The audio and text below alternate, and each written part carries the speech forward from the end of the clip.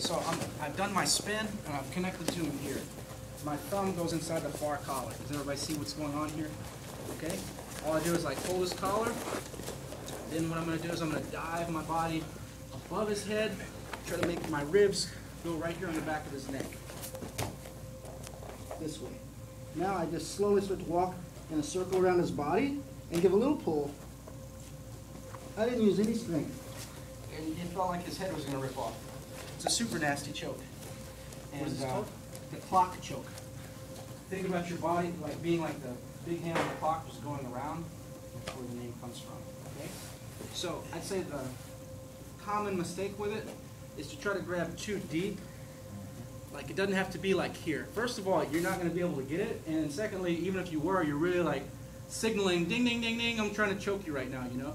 With this one, what's cool is I can grab kind of shallow, and it's going to get tight as I walk. So Ray knows it's coming because he's experienced it before, but a lot of guys have no clue they're about to get choked right here. They just feel like I'm holding them, right? All right, the other thing that the problem is to not use your body correctly. See, a lot of people try to just like sit and pull up on the guy's neck, but Ray would just go straight back here. Can you lift your head up? Your head, see, he kind of spins right out of it. So what I want to do is I want to pin his head to the floor with my ribs right here. So as I go kind of, I like to put my head on the mat, and then I roll my hip down. See, like the back of his neck is being controlled with my ribs here. And then I make a little bit of a movement, and I pull with the hand that I was ripping with originally, and there's the clock. Now I do another thing with my arm, which a lot of people don't do, but it helps me control him, and some guys like to stand up and try to pull away. It'll anchor me to him. So what I do is I use my arm underneath his leg, like a bicep curl. Especially if this leg is up, like that's my first reaction. Like post it like you're gonna like stand up in base or something. You know what I'm saying? Yeah, like I dive underneath like this. And that really anchors me.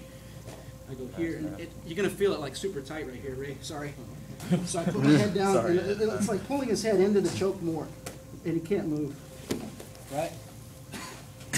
So I'd like you to start off like bad guy behavior, so everybody gets the mechanics down properly, kind of tall like a turtle, and then you have to be considerate of your friend here because there's a lot of pressure on his neck. So when you're doing it, this is not the time to yank as hard as you can.